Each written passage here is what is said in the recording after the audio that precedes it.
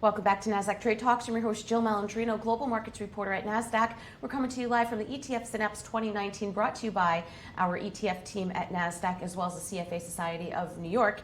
And joining me for this segment, we have Matt Hougan. He's the Global Head of Research at Bitwise Asset Management and also the Chairman at Inside ETFs, one of our favorite conferences to cover. And one of my favorite topics to cover with you, will a Bitcoin ETF ever launch? Thanks for having me. You got it. Of course the answer is yes. It's a matter of when. It's not a matter of if. We've made a lot of progress in the last year. Chairman Clayton said progress has been made on the Bitcoin ETF, but he also said more work needs to be done. We're doing that work here at Bitwise. Other people are working on it as well. I think we're closer than we've ever been, but we still have a fair amount of work to do. Could 2020 be the year? 2020 could be the year. I'm not certain it will be the year. The SEC sort of gave us our homework. So to put context, we applied for a Bitcoin ETF. They disapproved it. They wrote a 112-page response to our application. That 112-page response gave us a lot of work to do, a lot of research and business development work to do.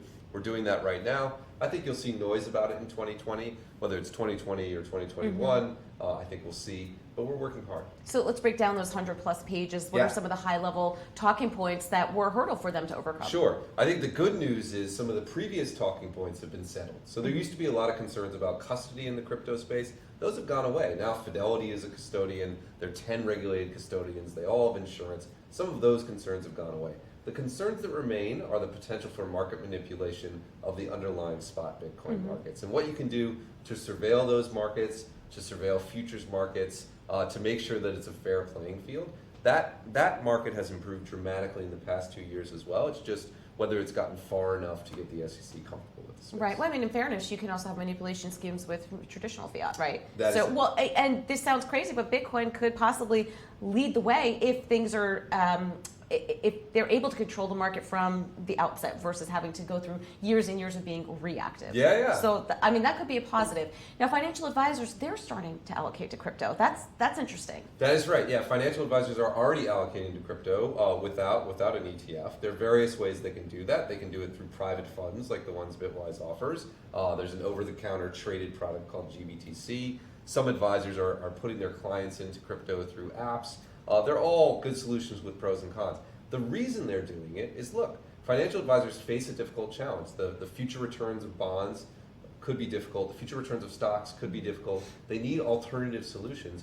Crypto has historically delivered high returns and low correlations to the rest of the market. Even a 1 or 2% allocation can have a big impact on portfolio success. So as advisors look for new solutions, as they look for alternatives, a lot of them are turning to crypto, and we're having success in those conversations. All right, now the outlook for the crypto market in 2020, you're saying that there's 3 things we need to watch. Yeah, so number one, there's a big reduction in Bitcoin supply coming in May 2020. So as people know, more Bitcoin gets issued every day. In May 2020, the amount of new Bitcoin being issued will be cut in half. That's a big drop. What does that mean for the price, though? Less supply, and if you have all that demand out there... It should be positive. Right. So historically, this has happened twice before in Bitcoin's past. Each of those halvings, as it's called, has preceded a significant bull run in crypto because you have less supply, and even if you have just equal demand, that should lead to prices going up. Now, whether it will in the future, I don't know, but that should be, historically has been a major positive catalyst. The other major thing we're looking at, Facebook, which has faced trouble with its Calibra wallet, or with its Libra product and its Libra cryptocurrency, may not roll that out, but they are planning to roll out a crypto wallet that they could make available to some portion of their 2.7 billion users. That's obviously a massive new audience for crypto. Whether Bitcoin or other stable coins are available in that, we'll see, but that could be a major catalyst. And the other one really is the one I talked about earlier.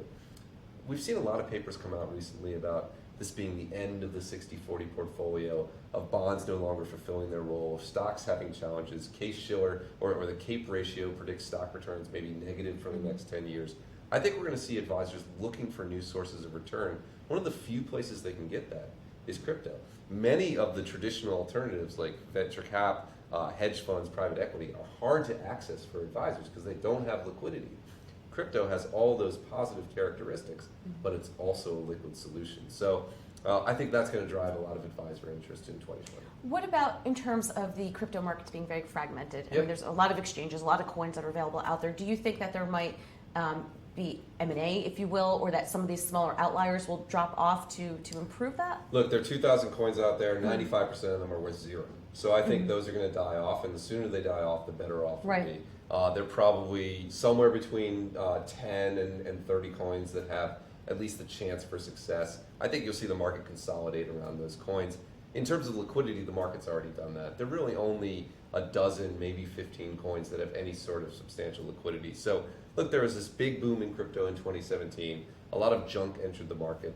That's going to get cleared off, and you'll be left with a much more institutional, much more liquid and established real market for crypto. It's going to be smaller, but it's going to be significant, and that's what you'll see. All right. Hope we talk more about this inside Yeah, ETFs. thanks for having me. Thanks for having us, joining us again.